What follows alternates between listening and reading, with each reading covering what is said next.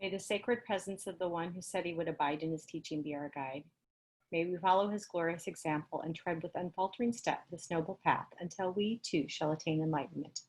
All Buddhas throughout space and time, all honored ones, bodhisattvas, mahasattvas, wisdom beyond wisdom, maha prajna paramita.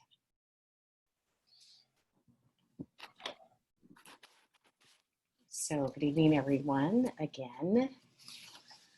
How lovely to see all of you out there. What a week it has been for those of us here in Oregon. This is class 2, believe it or not. I've lost much sense of time and space through all this. So this is our second precept class.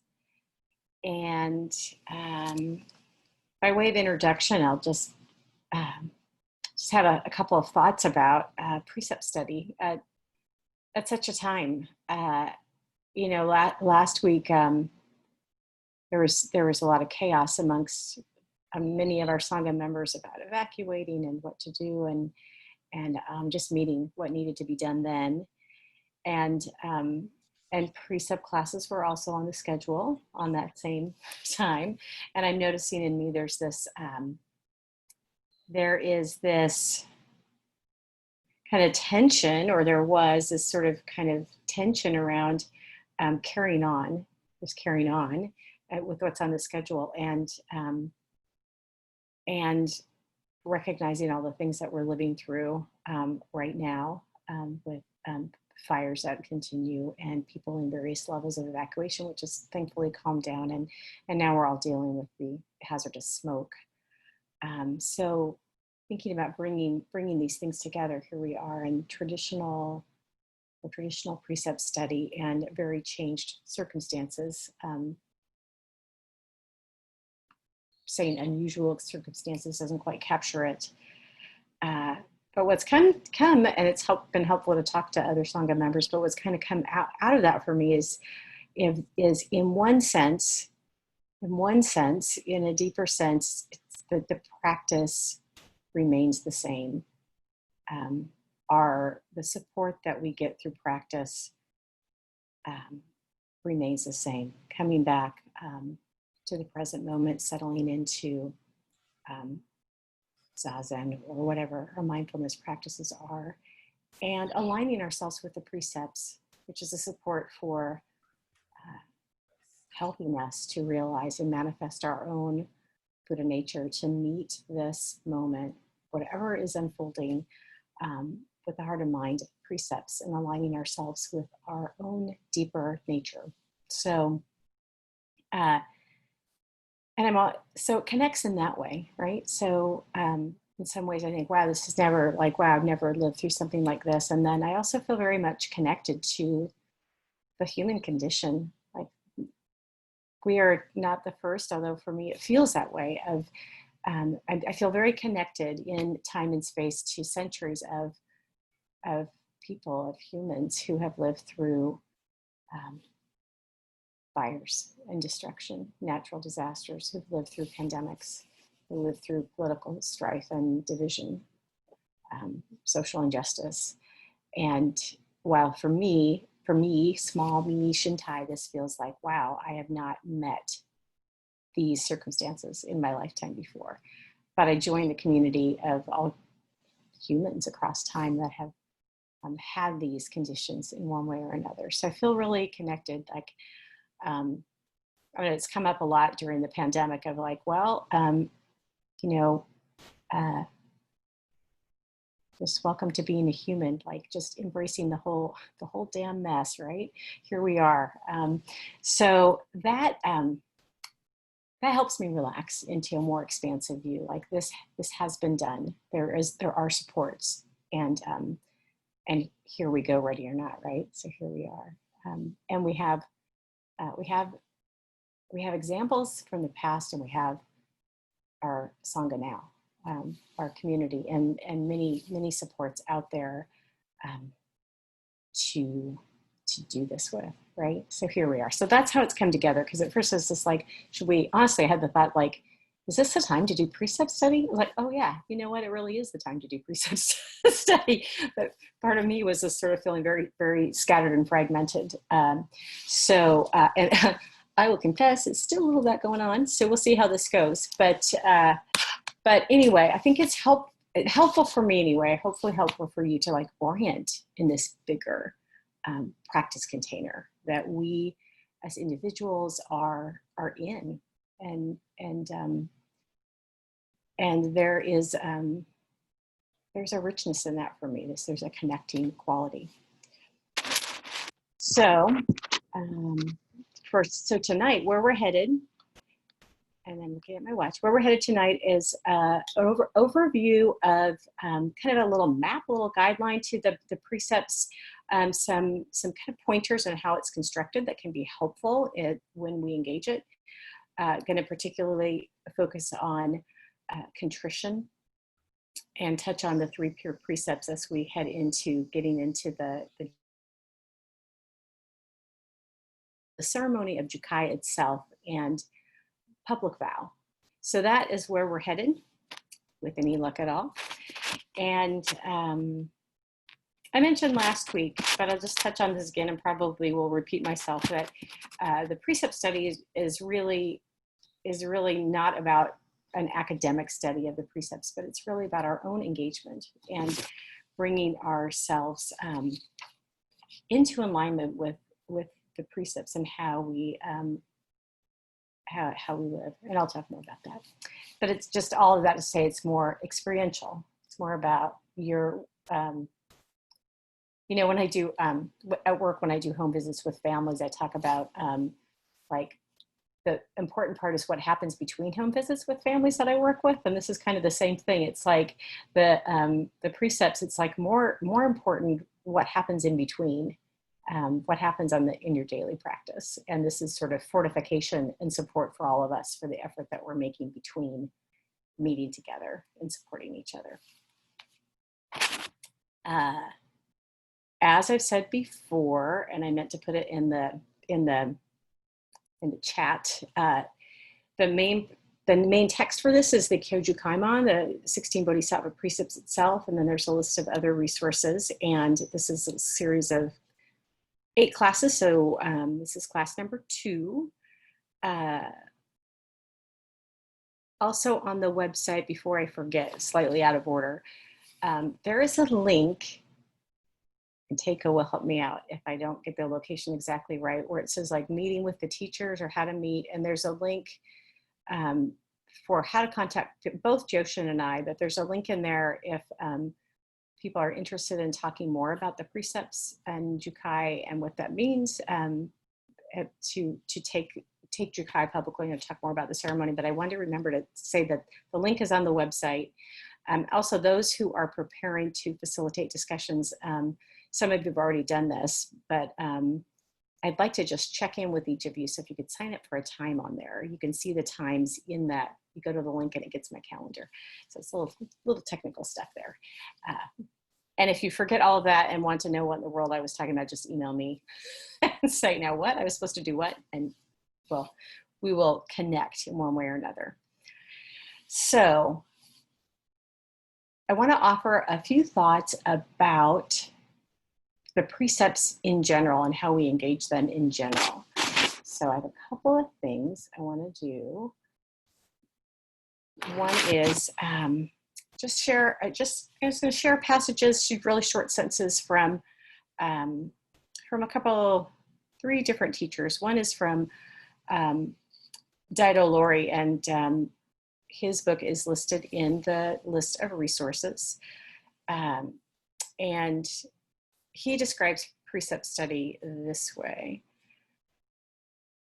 He said, taking the Buddhist precepts is a significant and serious aspect of training. The precepts are based on the experience of no self.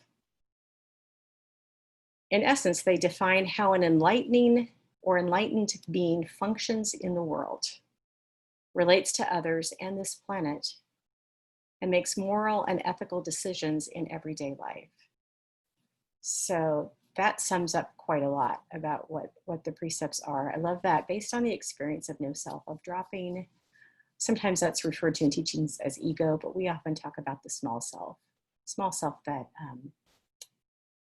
wants to protect itself, or so the precepts are about how do we move through this world, meet our circumstances from the perspective of dropping that small self that sometimes is reactive, or we protect, or is fearful, or whatever.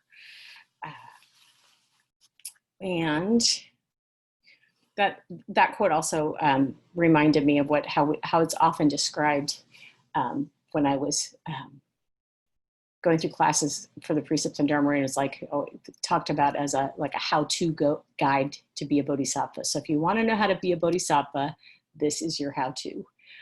So it may not intuitively at the first glance seem that way, but it really is our guide, and there's lots of support available for that.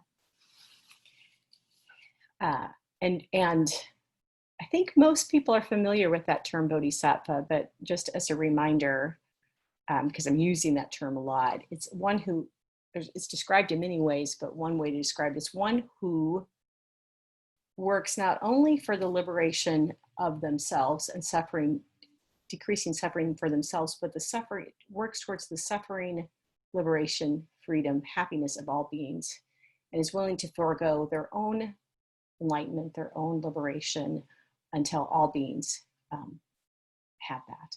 And so when I say this is a guide to being a bodhisattva, it's a guide to how to do that, how to be that in the world.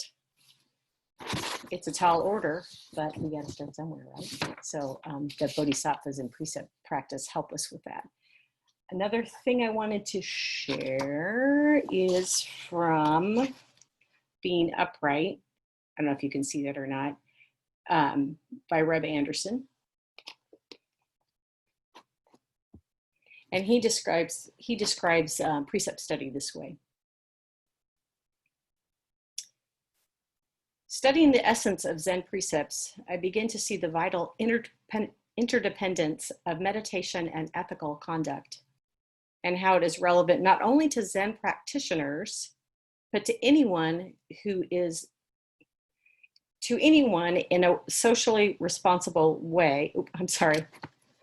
I'm both not able to see and not able to talk all at the same time. Let me take a drink of water. All right, let me try that one more time.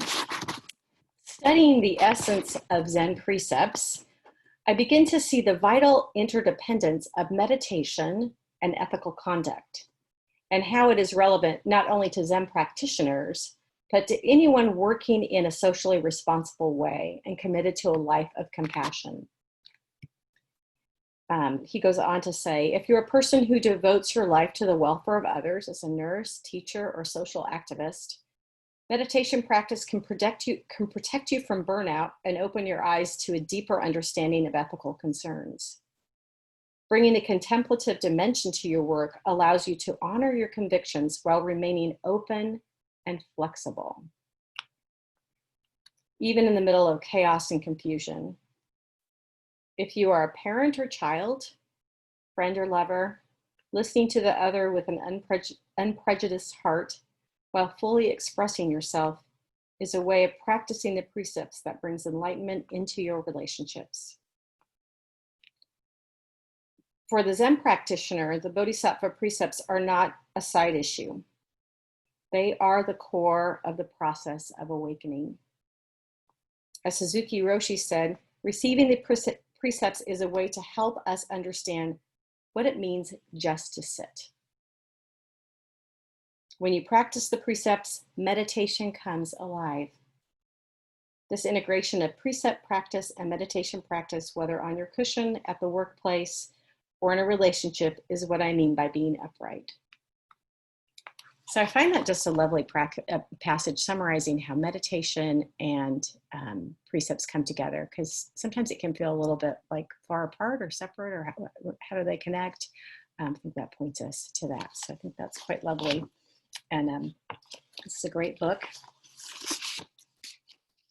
One final thing I want to share about just kind of a general orientation, and it kind of gives you a flavor for some of the books that I recommended, is Rossetti. And she talks about, in her introduction to the precept, she talks again and again about the precepts of a way of accessing your own innate intelligence, which I found an interesting use of word. I often think of it as a way to access your own true nature, your innate compassionate nature, your all the words that you want to describe for Buddha nature, but she talks about it as intelligence, wisdom, and compassion. And she says this, let me see if I can find the passage. She gives some kind of practical advice about working with the precepts.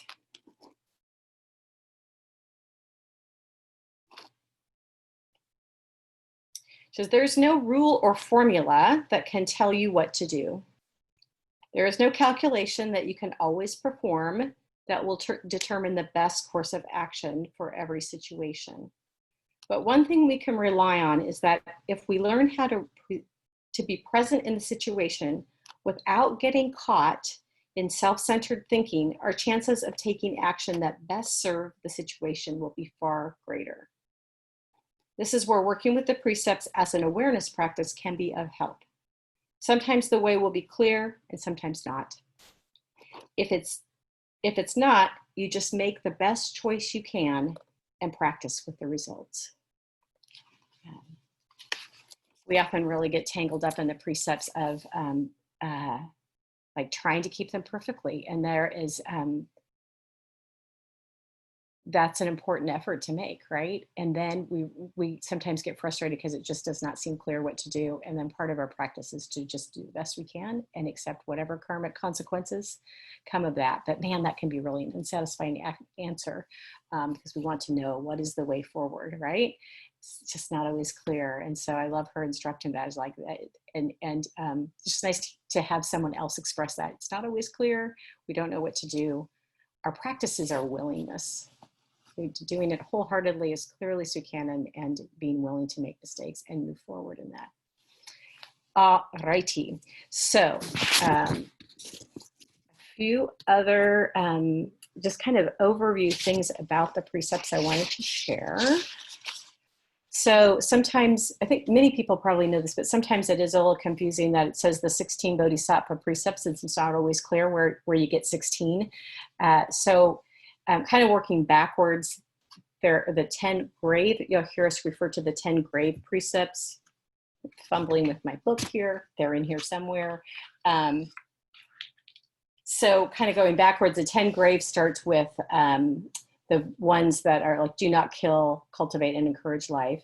And so those are the 10, and backing up, 3 of the precepts would be considered those 3 pure precepts, cease from evil, do only good, do good for others.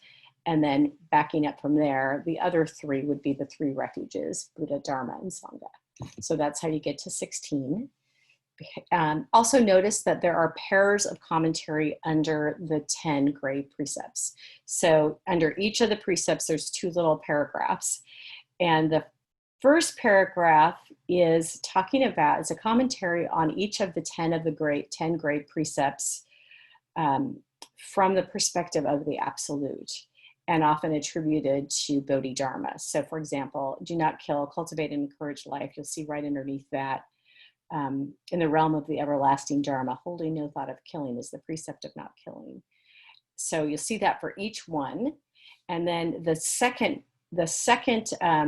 paragraph or little stanza is from Dogen, and it's more from the relative perspective. So that can be helpful to notice that commentary and how that goes. You'll notice also that there are 2 expressions of each of the grave precepts. So you have one, it's more of a prohibitory expression of it, what not to do. And then the other side is the what to do. So do not kill, don't kill, cultivate and encourage life. And it's kind of helpful to notice any kind of response to that. I know we've had some really rich discussions in the past about like, why are there all the do nots? And for me, it's interesting, like we need different medicines for different karmic entanglements. Sometimes I need to be told exactly what not to do and just to stop, right? And other times it's really helpful to know, okay, so I'm not doing that, but what is it that, where should my effort be? What is it that I should do? So I think that's very helpful to know that just depending on both of those can be really helpful. And yeah, it's also helpful, just as a sidebar, it's helpful to read some different translations. And so I think those are going to be shared in some of our discussions, because it kind of, there's really there's a lot of richness in the commentary, and even differences in translation can sort of shine a different light on what is meant by that precept.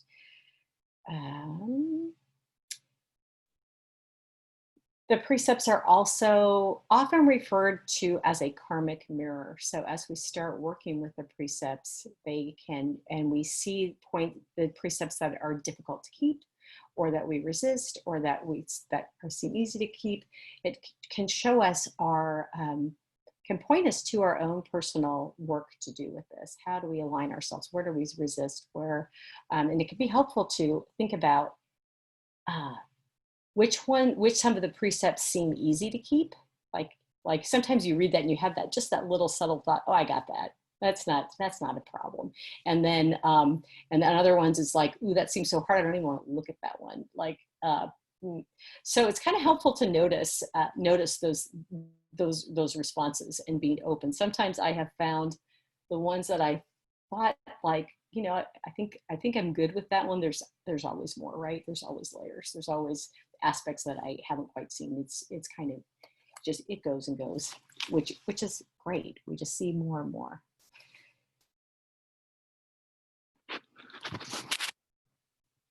All right. So the next thing that I'm going to touch on is about contrition. So you'll see that, oh, and I forgot to say at the very beginning, okay, this is the kind of most talking kind of class that's going to happen with you just sitting there. I'm aware that you're just kind of taking this all in, and going forward, it's going to be much more discussion based. So this is just sort of setting the stage for that. So contrition. So you'll see at the beginning of the precepts, it says the gateway of contrition. And this first paragraph says, because of their limitless compassion, the Buddha's and Dharma ancestors have flung wide the gates of compassion to all. So,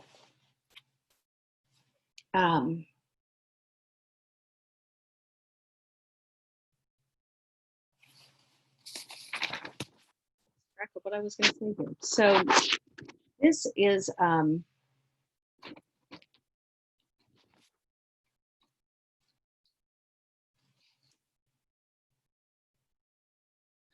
totally forgot what my point was going to be about that. To be perfectly, okay, this is the fuzzy brain part of the talk. So I'm sure there's something I was going to say about that, but I apologize. So part of what I do want to get at is that it talks about contrition being the gateway to practicing with the precepts. So what it's directing us here to is that there's a point in practice where we say, I am willing, I want to look deeply. And there's a gateway to contrition is that open heart that says, I'm willing to explore, I'm willing to see this. And it says, so the next part is,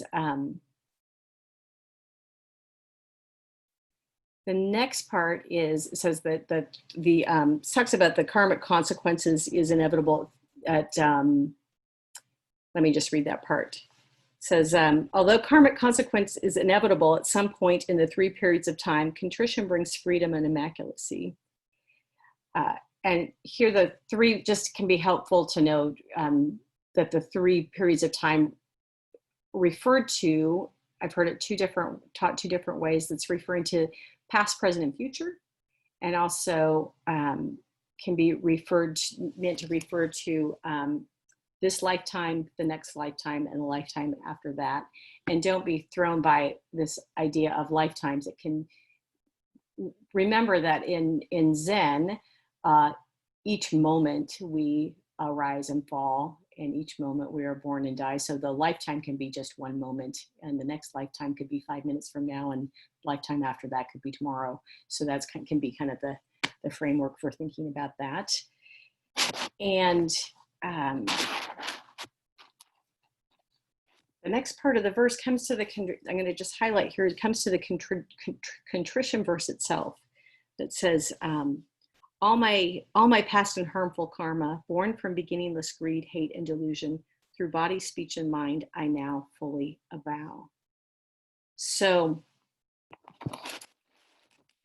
another translation of this starts with all my ancient twisted karma, which I really like that, that really kind of rich image in my mind. And a few things that I'll just highlight about this contrition verse is that one thing that's super important is this word beginningless.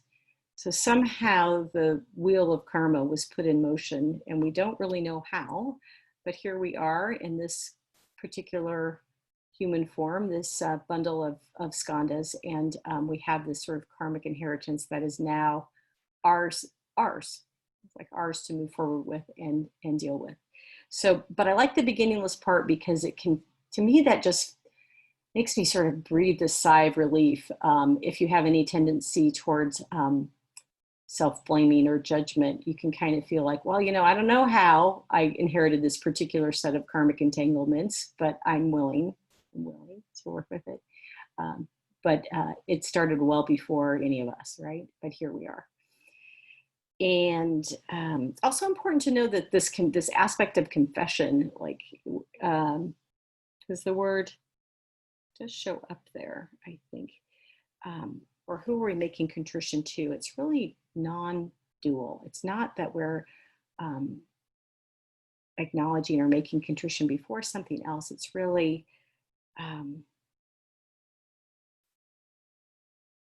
it's the way I wrote it in my notes: Buddha confessing to Buddha, enlightened mind confessing to enlightened mind, your deepest nature acknowledged by your deepest nature.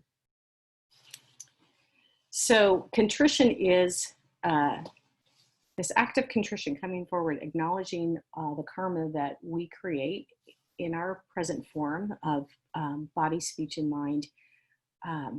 The way it's kind of laid out, sometimes it can seem like it's sort of a one-time act, but it's something that we come to again and again and again. There's traditionally there is a confession ceremony, like a full moon ceremony, fusatsu, where you do make these public.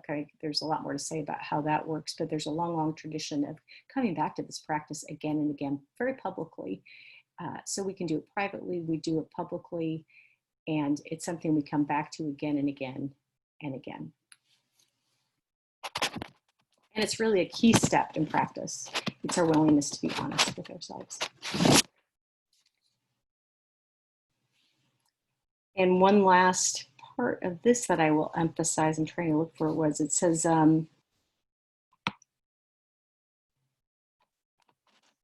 there's this part about the last paragraph of the contrition part, where it says, a contrite heart is open to the Dharma and finds the gateway to the precepts clear and unobstructed. This is the key sentence. Bearing this in mind, we should sit up straight in the presence of the Buddha. So sitting up straight, so important, because we can get bogged down, or we can beat ourselves up with the precepts or feel like we're falling short, but there is a lot of dignity in aligning ourselves with the precepts. So there's so important to remember our dignified nature in this. All right. So the next thing that I will just want to highlight and talk a little bit about are the three the three refuges. So the refuge of Buddha, Dharma, and Sangha. So I think most people here are familiar with, Buddha as here being referred to our deepest, highest nature. our own enlightened nature that we're part of. Also can refer to the historical Buddha in other contexts, but here it's that deepest nature. And Dharma is the truth and the teaching of the truth, and Sangha is the community of practitioners, but can also really be taken kind of wide and far. So we talk about taking refuge in Buddha, Dharma, and Sangha, and there's a lot we could say about that, but I want to just highlight a couple of things. One thing to know in this practice is that we take refuge in Buddha, Dharma, and Sangha, but they also take refuge in us. So they, Buddha, Dharma, and Sangha need us to find its expression.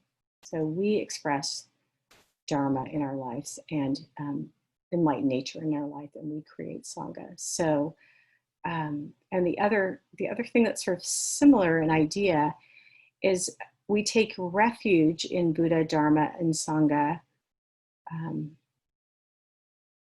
I always get the phrasing of this. I have the concept, but I get the phrasing wrong. Like for the small self, but not from the small self. So we take refuge to help ourselves, but not as an escape. So taking refuge, Buddha, Dharma, and Sangha. All right. I had a feeling time would be an issue tonight. I already see that it is 10 after 8. So I'm going to talk a little bit about, please do not be discouraged that you will not be able to talk in these classes. It will happen. I'm just trying to set the ground. We're going to talk a lot next week. I'm going to talk a little bit about the ceremony of Jukai. So many of you are familiar with Jukai, but just as a refresher, these classes are done in preparation for the ceremony of Jukai, and Kai means precepts, and Ju means receiving or being given the precepts. And it's a ceremony where a person publicly makes a statement of their desire to become a Buddhist and live their lives according to the precepts. So we make this ceremony available, and this is where it's tricky. So we make it available. It can be very supportive. Public vow has been very important for me in my life and my practice, and it's been really helpful. But it's not at all like the goal or that people should feel pressured or like this is what we want people to do. It's there. It's available, and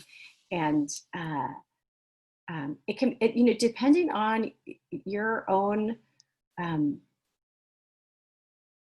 Just what it's good medicine for some people and others not. So it's available. So I just want to be really clear about that, because it can seem like it can seem a little bit proselytizing, but it's beautiful. It's a beautiful ceremony, very supportive. And the precepts are given at every major transition. So they're given at, Jukai is considered lay ordination. They're given at discipleship for those that become formal students of a teacher. They're given at monk ordination, and they're also given at a funeral, and someone would take the precepts for the person who's passed away. It's also important to note that it marks a transition. It's not like an endpoint in practice. It's sort of like an acknowledgement of something that kind of already is, a relationship that you have, a desire that you have, and the precept sort of marks that this is in fact how I have been orienting myself.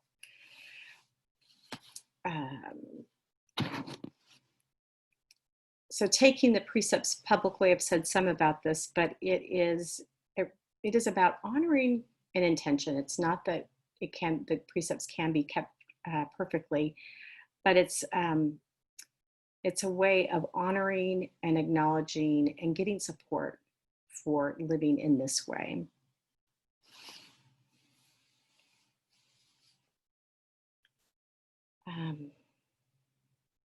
And the ceremony itself, for those who haven't seen it, is pretty much outlined in the Kyoju Kaiman, the way that we recite it. So that's pretty much the ceremony, although there's a time when the wagesa is given.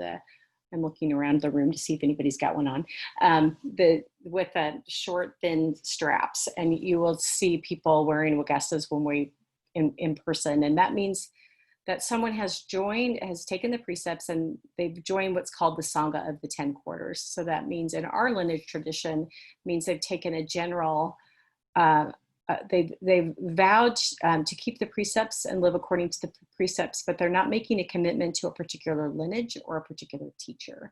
Some traditions kind of combine those. So ours is really different, and not really different, but in our tradition, we have taking the ceremony of Jukai, and then where you see the squares, the Raksus, that's when someone has taken the precepts and they've also formally taken a teacher. So I think that can be helpful because it can be not always clear. All right. I think I'm going to allow for maybe time for a couple of questions or comments. That's sort of the big picture overview. Next week, we will continue with reflection practice. That's also on the handout, but the shorthand of that is just read the precepts in the morning. I just allow them to wash over you, and then reflect on the events of the day in the evening. Just spend a few minutes doing that. And then also, as a reminder before I truly do let you talk, is next week we will be talking about the precept, do not kill, cultivate, and encourage life, and do not steal, honor the gift not yet given. So one thing you can do in preparation for that is to especially focus on those two precepts and keeping those as completely as you can, because there will be an opportunity to check in about how that is going. So that, does anybody have any comments or questions? And I think you can unmute yourself. So Shintai, just to clarify, not that anybody has to take the precepts, but if they were interested in becoming a card-carrying Buddhist, what would be their next step to do?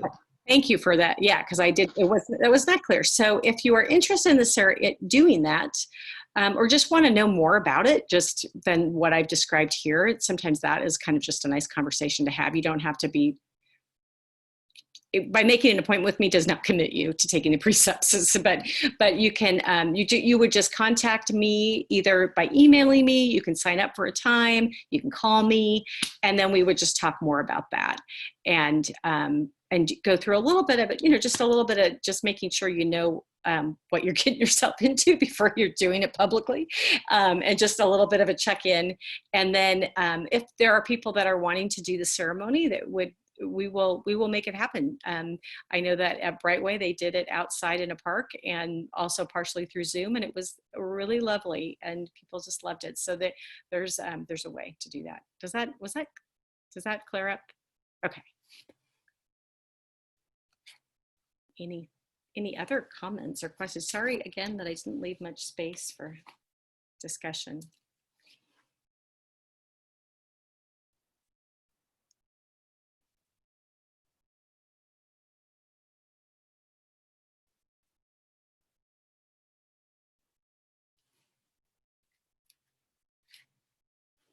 Well, everyone's it's always a little awkward on Zoom too. And I'm also aware that we have like 1 minute because one of my discussion questions was going to be asking the people that have taken the precepts, what they're thinking about in terms of this year, how we approach it. It's often for those that have formally taken, it's really a time of renewal, something to come back to again and again and again. So it's important for that. Well, I'll just say that I appreciated, somehow it escaped me why the contrition verse was placed where it is in the Kyoji Kaimen. So you're, saying that the contrition is the gateway to the practice of the precepts is obvious now that you pointed out. I like that. It was very clarifying for me. Yeah, it is helpful to kind of know how they're set up. Mm-hmm. We talk about, I know Kyogen Kyogen would talk about the parabola practice, and he refers to Roshi Kennett talking about this parabola practice where if you imagine a parabola like this, you have the contrition, and then the three, the refuges, Buddha, Dharma, and Sangha, and then the three pure precepts, cease from evil, do only good, do good for others. And then at the very bottom, you have the 10 great precepts. And then on the other side coming up, you have the same. And it's kind of a description of you come into the precepts by way of contrition and acknowledgement and taking refuge. And then the three pure precepts, I don't know if I shared that the three pure precepts, the 10 great precepts really are kind of a fleshing out of the detail of the three pure precepts. So if you imagine you have the three pure precepts, that's really contains it all, but the 10 great precepts give you some details about how to keep the three pure. So anyway, I like that parabola practice of, and you kind of come down this way, you get really tangled up in trying to keep them perfectly, and it gets very, and then you kind of come out the other side of having some stability about how you work with them. But then you can repeat that again. So any other thoughts or comments? I was just looking to make sure there wasn't anything in the comments. Okay. Are y'all okay? Okay. It's so hard to read. It's so hard to read the room over the computer. So, all righty. Well, let's make a show, and I'll say the closing verse.